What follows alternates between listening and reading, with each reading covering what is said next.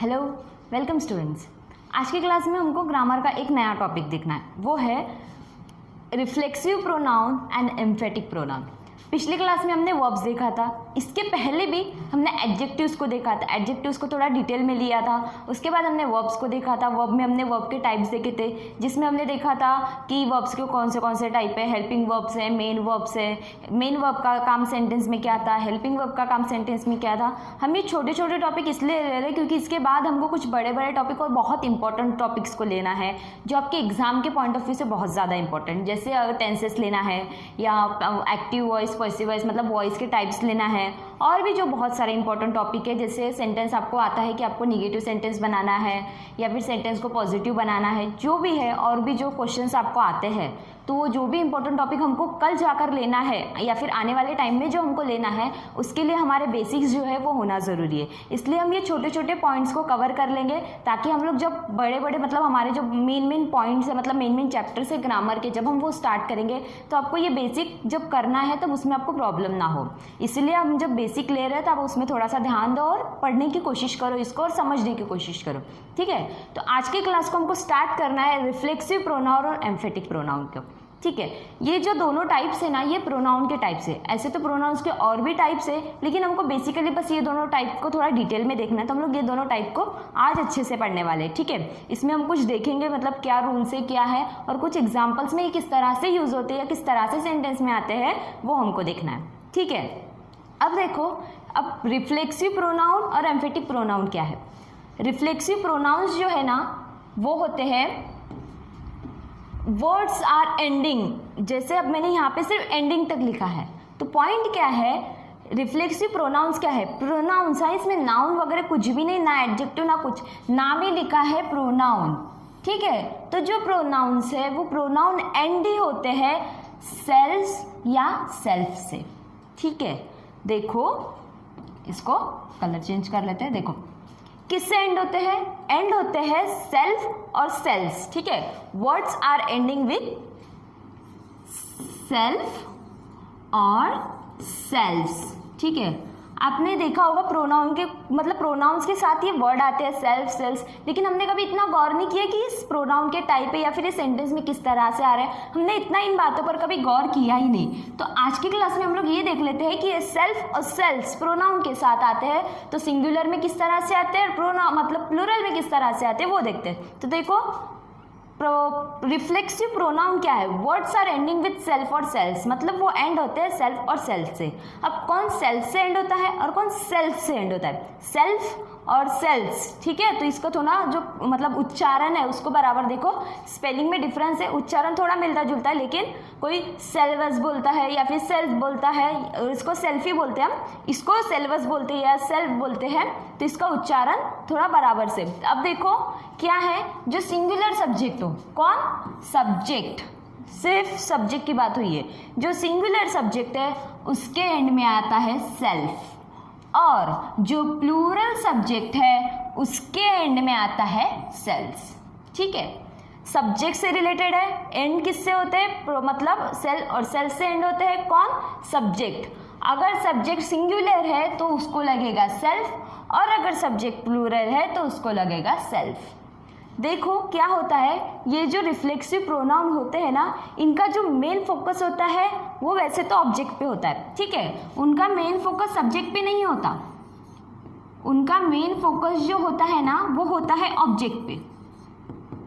लेकिन बात ऐसी है कि वो रिलेटेड सब्जेक्ट से, मतलब सब्जेक्ट से रिलेटेड होते हैं, उनका मेन फोकस ऑब्जेक्ट है, ऑब्जेक्ट में ही आते हैं वो हमेशा। देखो मैंने यहाँ पे पॉइंट क्या लिखा है, कम्स आफ्टर द वर्ब, मतलब वो वर्ब के बाद आते हैं और वर्ब के बाद हमारा ऑब्जेक्ट आता है, तो उनका जो मेन फोकस है वो मतलब ऑब्जेक्ट में आते हैं, लेकिन वो रिलेटेड सब्जेक्ट से होते हैं। उनका जो मेन मतलब जो उनका जो मेन पॉइंट होता है या फिर उनका जो मेन मुद्दा होता है वो रिलेटेड सब्जेक्ट से होता है, लेकिन वो आते हमेशा ऑब्जेक्ट की जगह है। ये था रिफ्लेक्सिव प्रोनाउन के बारे में। क्या था कि वो एंड होते हैं सेल्फ और सेल्फ्स के साथ। जो सिंगुलर सब्जेक्ट हो तो उसमें सेल्फ आता है, और अगर प्लूरल सब्जेक्ट हो तो उसमें सेल्स आता है, ठीक है। और वो हमेशा वर्ब के बाद आते, क्यों, क्योंकि वो रिलेटेड तो सब्जेक्ट से होते हैं, लेकिन हमेशा वो आपको ऑब्जेक्ट की प्लेस में मिलेंगे। अब देखो एम्फेटिक प्रोनाउन क्या है। इसके जो है ना हमारे रिफ्लेक्सिव प्रोनाउन, इसके एग्जांपल हमको देखने हैं, लेकिन हम लोगों को ना कुछ पॉइंट थोड़े एक्स्ट्रा देखने, इसलिए हम लोग पहले इनके जो डिटेल है मतलब डेफिनेशन है या फिर इसके बारे में जो भी हमको इन्फॉर्मेशन गेन करनी है वो हम लोग पहले कर लेते हैं, और एग्जाम्पल और जो मेन पॉइंट हमको देखना है वो उसके बाद देखते हैं। ठीक है, तो ये रिफ्लेक्सिव प्रोनाउन के बारे में आपको समझ में आया।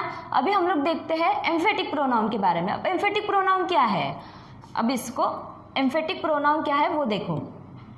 जैसे emphatic pronouns are pronouns forms which emphasis on the importance of the noun and pronoun। emphasis मतलब उसका जो मेन जो पॉइंट होता है, या फिर जो हम बोलेंगे ना मतलब बहुत ज़रूर मतलब ध्यान से अगर किसी चीज़ को कर रहा है वो, तो उसका जो मेन फोकस है, जो मेन पॉइंट है, उसका मेन फोकस है वो होता है उसका नाउन और प्रोनाउन पे। ठीक है, यहाँ पे देखो, यहाँ पे इसका क्या है, the are pronouns form which emphasis on the importance of the noun and pronoun. काम सब्जेक्ट और ऑब्जेक्ट से रिलेटेड है, इसमें ये भी हमारा आफ्टर द सब्जेक्ट या फिर आफ्टर द ऑब्जेक्ट आता है, लेकिन इसका जो काम है, उसका जो मेन फोकस जो दिखाता है वो हमेशा नाउन और प्रोनाउन पे दिखाता है। अब ये जो 2 पॉइंट मैंने लिखे हैं, after the subject and after the object, ये हम लोग बाद में देखते हैं। जो मेन पॉइंट हमको देखना था उसको देखो। यहाँ पे मैंने क्या लिखा है, singular reflexive and emphatic pronoun. ये जो होते हैं ना, ये हमारे सिंगुलर रिफ्लेक्सिव एम्फेटिक प्रोनाउंस होते हैं, दोनों सेम ही है, बस इनका यूज जो है वो थोड़ा अलग तरह से हम लोग करते हैं। ठीक है, तो देखो जैसे इसको कलर चेंज, अब देखो आई, ही, शी, इट, यू, दे, जो भी है पता है ना हमको, ये प्रोनाउन है जो नाउन के इंस्टेंट में हम लोग यूज़ करते हैं। हमने बहुत डिटेल में पढ़ चुके हैं ये, इसके पहले भी प्रोनाउन सभी सिंगुलर प्लूरल जो भी थे वो हमने पढ़ चुके हैं। तो ये कौन से सिंगुलर रिफ्लेक्सिव्स है या फिर एम्फेटिक प्रोनाउन भी हम इनको कहते हैं। तो आई जो होता है, आई का बनता है माई सेल्फ। ठीक है, ही जो है, ही का बनता है हिमसेल्फ। शी है, शी का बनता है हर सेल्फ। इट का बनता है इट सेल्फ, और यू का बनता है यूअर सेल्फ। अब यू की कंडीशन आपको पता थी, यू सिंगुलर के साथ, सिंगुलर और प्लूरल दोनों में यू सेम ही होता है, बस वो मैटर करता है कि हम सिंगुलर से बात कर रहे हैं प्लूरल से बात करते हैं, उस हिसाब से उसको चेंज करना है। हमने क्या बोला था, अगर हम सिंगुलर ले रहे हैं, सिंगुलर होगा तो सिंगुलर के साथ हम लोग सेल्फ को लगाएंगे, और अगर हम प्लूरल ले रहे हैं तो हम प्लूरल के साथ सेल्फ को लगाएंगे, सेल्वस या सेल्फ। ठीक है, तो यहाँ पे यू जो है एज ए सिंगुलर हम उसको कंसीडर कर रहे हैं, इसलिए हमने यहाँ पे सेल्फ को लगाया है। ठीक है, यहाँ पे देखो अच्छे से, इसको इसमें कंफ्यूज नहीं होना है। जो एम्फेटिक और रिफ्लेक्सिव प्रोनाउन है ना, ये थोड़े बहुत ज़्यादा कंफ्यूजिंग है, होते एक जैसे, ये बस थोड़ा दोनों का जो यूज़ है उसमें थोड़ा अलग है। ठीक है, तो देखो ये थे सिंगुलर के बारे में, तो ये सभी सिंगुलर प्रोनाउंस थे, और ये उनके एम्फेटिक और रिफ्लेक्सिव प्रोनाउन के जो फॉर्म है वो है। अब देखो प्लूरल के, प्लूरल में आता है वी, दे और यू। अभी बोला था यू सिंगुलर में और प्लूरल में, तो वी का आएगा आवर सेल्व्स, दे का आएगा देम सेल्व्स, और यू का आएगा यूअर सेल्व्स। सिंगुलर में यूअर सेल्फ और प्लूरल में यूअर सेल्व्स। ठीक है, अब देखो एम्फेटिक प्रोनाउन के एग्जाम्पल में देखो, एम्फेटिक प्रोनाउन का क्या काम है। एम्फेटिक प्रोनाउन जो उसका मेन फोकस किस पे होता है, उसका मेन फोकस होता है नाउन और प्रोनाउन पे। ठीक है, तो इसके एग्जाम्पल में देखो क्या लिखा है, आफ्टर द सब्जेक्ट, मतलब हमने बोला था कि हमारे जो एम्फेटिक प्रोनाउन या रिफ्लेक्सिव प्रोनाउन जो है वो हमेशा रिलेटेड सब्जेक्ट से होते हैं, लेकिन हमेशा वो ऑब्जेक्ट की जगह आएंगे। ठीक है, सब्जेक्ट से रिलेटेड होंगे लेकिन हमेशा ऑब्जेक्ट की जगह आएंगे। और यहाँ पे क्या है, हमारा पॉइंट क्या है, आफ्टर द सब्जेक्ट, मतलब सब्जेक्ट के तुरंत बाद। ये है हमारा सब्जेक्ट आई, यहाँ पे सब्जेक्ट है शी। ठीक है, और ये सब्जेक्ट के तुरंत बाद आया है हमारे रिफ्लेक्सिव और emphatic pronouns. I myself saw her there, ये हमारा जो है सब्जेक्ट के तुरंत बाद आया है, और ये बाद में हमारा जो ऑब्जेक्ट आया है। ठीक है, आई माई सेल्फ मतलब मैं खुद से उसको वहाँ देखा था, मैंने खुद से उसको वहाँ, मैंने खुद ही उसको वहाँ देखा था। इस तरह से मतलब ये जो होते हैं ना, ये रिलेटेड हमसे ही होते हैं, मतलब जो भी सब्जेक्ट है उससे रिलेटेड ही होते हैं, लेकिन वो ऑब्जेक्ट की जगह आते हैं। ठीक है। तो यहाँ पे सब्जेक्ट है, सब्जेक्ट से रिलेटेड मतलब आई, माई सेल्फ मतलब मुझसे रिलेटेड है, शी हर सेल्फ मतलब उसी से ही रिलेटेड, वो लड़की है उससे रिलेटेड, शी कुक फूड माई मतलब हर सेल्फ उसने खुद से ही खाना बनाया है, उससे रिलेटेड में हम लोग बात कर रहे हैं। और लेकिन उससे मतलब उसकी बात हो रही है, उससे रिलेटेड में बात हो रही है, ठीक है। तो यहाँ पे आई, माई सेल्फ और she her self after the subject मतलब सब्जेक्ट के तुरंत बाद आया है।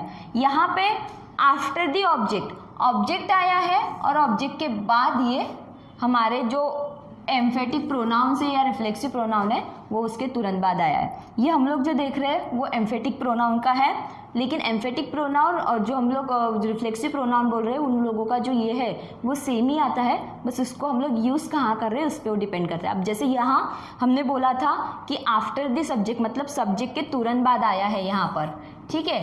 अब और यहाँ पर देखो, यहाँ पर वो आया है आफ्टर द ऑब्जेक्ट मतलब ऑब्जेक्ट हो गया आई सॉ द किंग, ठीक है। तो यहाँ पे I saw the king himself, ठीक है। और यहाँ पे देखो सब ऑब्जेक्ट के बाद आया है I was told by the teacher himself, ठीक है, मतलब टीचर के खुद से कहा है, ठीक है। और यहाँ पे I saw the king himself मतलब वो सब्जेक्ट ऑब्जेक्ट के तुरंत बाद आया। अब यहाँ पे ये जो ये थे, अब इसके बाद के एग्जाम्पल देखना है, ये एग्जाम्पल है हमारे रिफ्लेक्सिव प्रोनाउन के, ठीक है। ये रिफ्लेक्सिव प्रोनाउन के, रिफ्लेक्सिव प्रोनाउन, रिफ्लेक्सिव प्रोनाउन के है, ठीक है। अब यहाँ पे देखो क्या है, सब्जेक्ट से रिलेटेड हो गए लेकिन हमेशा ऑब्जेक्ट में आएंगे, सेल्फ, ठीक है। रिलेटेड सब्जेक्ट के लेकिन ऑब्जेक्ट की जगह आया है, जैसे आई पनिश्ड माई सेल्फ मतलब मैंने खुद से ही खुद को पनिश किया है, मतलब मी स्वतःला पनिश किया, मैंने खुद को पनिश किया है, ठीक है। रिलेटेड सब्जेक्ट से रिलेटेड है लेकिन ऑब्जेक्ट की प्लेस में आया है। रिफ्लेक्सिव प्रोनाउन में हमने इतना ही देखा था कि अगर सिंगुलर है तो एंड में सेल्फ आएगा, प्लूरल है तो एंड में सेल्स आएगा, वो आते ऑब्जेक्ट की जगह है लेकिन रिलेटेड किससे होते हैं, सब्जेक्ट से, जैसे आई पनिश माई सेल्फ। और चौथा पॉइंट क्या था कि हमेशा वो वर्ब के बाद आएगा, तो यहाँ पे वर्ब के बाद आया है, ऑब्जेक्ट की प्लेस में भी आया है और रिलेटेड सब्जेक्ट से ही है, ठीक है। उसके बाद you hurt yourselves, selves क्यों लगा है, क्योंकि यहाँ पे वो प्लूरल की फॉर्म में बता रहा है, मतलब यहाँ पे जिसकी बात हो रही है यहाँ पे सिंगल पर्सन की बात नहीं हो रही, एक से ज़्यादा पर्सन की बात हो रही है, प्लूरल की केस है, इसलिए हमने यहाँ पे सेल्स का यूज़ किया है, ठीक है। अब इस वाले एग्जाम्पल में देखो, द बर्ड हर्ट इटसेल्फ, यहाँ पे सब्जेक्ट से रिलेटेड है, वर्ब के बाद आया है और ऑब्जेक्ट की प्लेस में आया है इस एग्जाम्पल में, और यहाँ पे यू हर्ट योरसेल्फ। अब इसमें और इसमें क्या मतलब क्या डिफरेंस था, यहाँ पे जो यू का मतलब यहाँ पे यू का जो यूज़ है वो सिंगुलर के लिए हुआ है और यहाँ पर जो यू का यूज़ है वो प्लूरल के लिए यहाँ हुआ है, इसलिए यहाँ पे सेल्स आया है और यहाँ पे सेल्फ आया है। तो देखो हमने आज की क्लास में क्या देखा था उसका रिवाइज कर लेते हैं ताकि आप लोग और ज़्यादा कंफ्यूज ना हो और ना मैं कंफ्यूज हूँ, ठीक है। हम लोग इसको थोड़ा सा धीरे से और डिटेल में एक बार रिवाइज कर लेते हैं, ठीक है। देखो सिंपली हमको क्या देखना था, हमको देखना था प्रोनाउन के 2 टाइप्स के बारे में पढ़ना था। क्या था, पहला था रिफ्लेक्सिव प्रोनाउन और दूसरा था एम्फेटिक प्रोनाउन। दोनों एक दूसरे से रिलेटेड है, थोड़ा मतलब एक जैसा ही है दोनों का काम, बस थोड़ा सा इसमें डिफरेंस आता है और वही डिफरेंस हमको समझना है जिसमें हम लोग कंफ्यूज हो जाते हैं। जैसे मैं भी कंफ्यूज हुई थी पहले, जब मुझे इसको पढ़ना था तब मैं भी कंफ्यूज हो गई थी। जैसे आप लोग इसको पढ़ लोगे तो आप लोग भी इसको थोड़ा अच्छे से समझ जाओगे तो आपको भी इसमें कन्फ्यूजन नहीं होगा। तो देखो सिंपली क्या है, रिफ्लेक्सिव प्रोनाउन क्या है, जो एंड होते हैं सेल्फ और सेल्स से, ये हो गया पहला पॉइंट, किससे एंड होता है, सेल्फ और सेल्स से, ठीक है। दूसरा पॉइंट क्या है, अगर सब्जेक्ट सिंगुलर है तो सेल्फ आएगा, सब्जेक्ट प्लूरल है तो सेल्स आएगा, ये हो गया दूसरा पॉइंट। तीसरा पॉइंट क्या है, वो हमेशा ऑब्जेक्ट की जगह आते हैं लेकिन वो रिलेटेड सब्जेक्ट से होते हैं, उनका जो मतलब हम क्या बोलेंगे, उसका जो संबंध है वो सब्जेक्ट से है लेकिन वो आएगा ऑब्जेक्ट की जगह, ठीक है। और मेन पॉइंट क्या है कि वो आता है ऑब्जेक्ट मतलब वर्ब के बाद, कम्स आफ्टर दी वर्ब मतलब वर्ब के बाद आएगा, क्योंकि वो ऑब्जेक्ट की प्लेस में आ रहा है तो वर्ब के बाद ही आएगा लेकिन वो रिलेटेड सब्जेक्ट से होगा, ठीक है। 4 पॉइंट है। अब देखो एम्फेटिक प्रोनाउन के। एम्फेटिक प्रोनाउन में क्या है, उसकी जो एम्फेसिस मतलब उसकी जो मेन इंपॉर्टेंस होती है वो नाउन और प्रोनाउन से रिलेटेड होती है। ठीक है, ये हो गया इसका पहला पॉइंट। दूसरा पॉइंट क्या है कि कभी कभी वो हम सब्जेक्ट के बाद आएगा या तो वो ऑब्जेक्ट के बाद आएगा। ठीक है, अगर सब्जेक्ट के बाद आया तो किस तरह से आएगा, सब्जेक्ट आया और सब्जेक्ट के बाद यहाँ पे हमारा एम्फेटिक प्रोनाउन आया और यहाँ पे बाकी के अदर वर्ड्स। यहाँ पे सब्जेक्ट आया, सब्जेक्ट के बाद में डायरेक्ट हमारा एम्फेटिक प्रोनाउन आया, बाकी के हमारे अदर वर्ड आए। दूसरा यहाँ पे क्या था, आफ्टर द ऑब्जेक्ट, यहाँ पे सब्जेक्ट हो गया, ऑब्जेक्ट हो गया, उसके लास्ट में हमारा एम्फेटिक प्रोनाउन आया। यहाँ पे भी सब्जेक्ट हो गया और उसमें वर्ब जो भी था ऑब्जेक्ट हो गया और उसके लास्ट में हमारा ऑब्जेक्ट के बाद में हमारा जो प्रोनाउन था वो आया। अब यहाँ पे हमने एक चार्ट बनाया था जिसमें हमारे सिंपल प्रोनाउंस थे। सबसे पहले हमने सिंगुलर वाला चार्ट देखा, सिंगुलर में बोला था कि सेल्फ आएगा और प्लूरल में बोला था कि सेल्स आएगा। तो यहाँ पे सभी सिंगुलर, आई के साथ माई सेल्फ, ही के साथ हिमसेल्फ, शी के साथ हर सेल्फ, इट के साथ इट सेल्फ और यू के साथ आएगा यूर सेल्फ। क्यों, क्योंकि सिंगुलर है। और यहाँ पे प्लूरल में क्या है, वी के साथ आएगा अवर सेल्फ, दे के साथ आएगा देम सेल्फ और यू के साथ आएगा यूर सेल्फ, क्योंकि यहाँ पे प्लूरल है। और यहाँ पे लास्ट में हमने रिफ्लेक्सिव प्रोनाउन के एग्जाम्पल देखे थे कि रिलेटेड सब्जेक्ट से होते हैं, आते ऑब्जेक्ट की जगह है और हमेशा वर्ब के बाद में आते हैं। आई पनिश्ड माई सेल्फ सब्जेक्ट से रिलेटेड है, ऑब्जेक्ट की जगह आया और वर्ब के बाद आया है। यहाँ पे you hurt yourselves, selves selves आया है, सेल्स आया मतलब वहाँ पे प्लूरल से रिलेटेड है इसलिए यहाँ पे सेल्स आया है। और यहाँ पे यू हर्ट यूर सेल्फ, यहाँ पे सिंगुलर से रिलेटेड, यहाँ पे सेल्फ आया है। The bird hurt itself, यहाँ पे ऑब्जेक्ट की जगह आया है, वर्ब के बाद आया और रिलेटेड सब्जेक्ट से है। बहुत सिंपल सा टॉपिक है, अगर ज़्यादा कंफ्यूज नहीं होना है तो आप लोग इसको पढ़ते रहना, मतलब ज़्यादा आप लोगों को इसमें कंफ्यूज नहीं होगा। अब इसके बाद जैसे मैंने आपको बोला था कि हमको छोटे छोटे पॉइंट्स पहले कवर करने हैं, तब हमको ग्रामर के जो बड़े बड़े चैप्टर्स है उसको स्टार्ट करना है। तो हम लोग नेक्स्ट क्लास में आप लोगों को एक क्वेश्चन आता है ग्रामर में कि आपको सेंटेंस को निगेटिव किस तरह से बनाना है, तो उसके लिए भी पहले हमको कुछ रूल्स देखना पड़ेगा और उसके बाद सेंटेंसेस देखने। तो हम लोग सबसे पहले उसके कुछ रूल्स देखेंगे नेक्स्ट क्लास में और उसके बाद उसके कुछ एग्जाम्पल देखेंगे। तो हम लोग मिलेंगे हमारी अगली क्लास में। तो थैंक यू।